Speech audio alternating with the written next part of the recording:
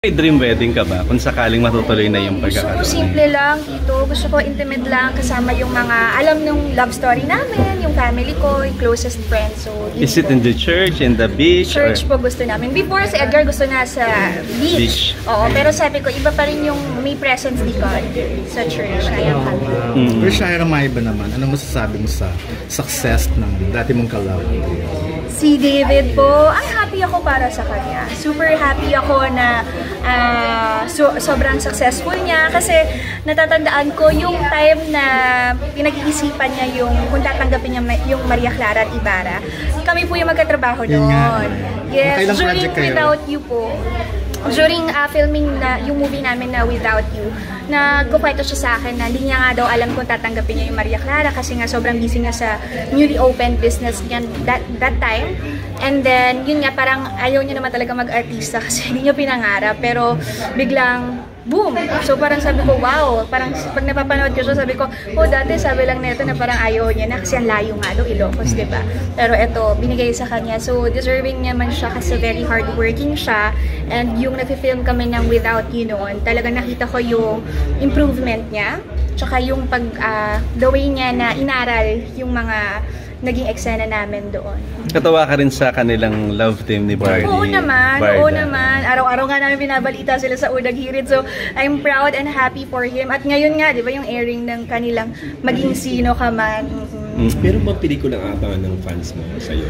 Sa ngayon, meron ba? Wala pa po eh. Medyo naka-hold pa yung iba.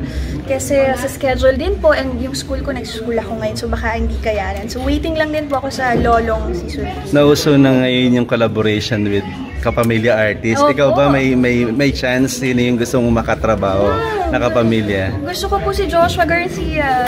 Kaya lang kakagawa lang ng project niya. Iba naman si daw. Joshua si Gerald Anderson. So yan, sila yung gusto ko makatrabaho. Why them?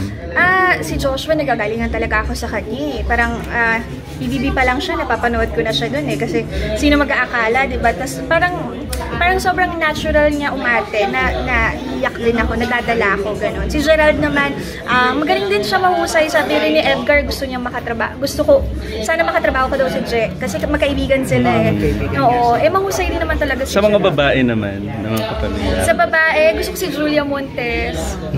Sobrang pag siya yung umiiyak na iyak din ako. So may ganun eh na pag umiyak siya, nadadala ako. Magaling umarte si Julia. Pero di ba first kiss mo, si David ba ang first kiss mo? Opo, yung talagang tuloy-tuloy. Opo, siya po. Opo. So pwede ka pa naman gumawa ng project. Gusto mo pa bang gumawa ng project? Oo naman. With kanino po? With David.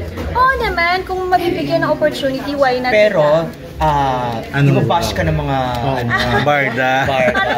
Ano ko na naman kasi nung film, yung Valentine siya ipapalabas. Pero di niya inaasahan na nag-click yung Barda, sila ni Barbie. So, yeah, medyo nalungkot ako. Pero, syempre, hindi ko naman na-feel din na parang kailangan ko mag-explain sa kanila na eto yung plano talaga. So, yun. Nangyari. So, Pwede naman pa mag-contribute. Or third party na lang, sige. sa kanila, hindi ko alam. Baka umiyak ako. Okay lang naman. Why not, diba? Kapag maganda yung material, kapag maganda yung role. Trabaho lang. Oo, trabaho lang. Sayang naman, diba? Tsaka ikaw naman ang Original. Ay, magagalit sila. Hindi na ako ang boses ko, alam. Magagalit sila. Pero sana in time, why not? Bakit naman hindi? Working with EA. Oo naman. Siyempre, yun po yung gusto ko. Dun sa movie, may gagawin siyang movie, yung Carnaval po. Makakatrabaho ko siya doon. Yung pala, may movie ako. Opo. So, yes, direct adult.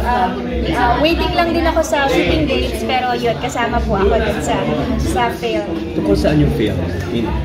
Alam niyo, parang Carnaval, parang ang dami nangyayari sa isang araw. So, ganun po. Hindi ko pa kasi nalalaman yung buong synopsis, pero kasi asawa ko ni Edgar doon, EA. So, yun po, medyo parang isa ako sa mga dahilan kung bakit magiging parang emotionally stressed siya, depressed. So, yun po. Yes, thank you. Ay, go. Ano kinukuha mo nga pala? Marketing management po. Anong year mo na? Graduating! Fourth year na. So, sana magtugma yung schedule. Medyo kinakabahan ako sa second sem kasi next year yung second sem, lolo next year. Sana hindi matamahan. Yes, thank you. Thank you. Thank you.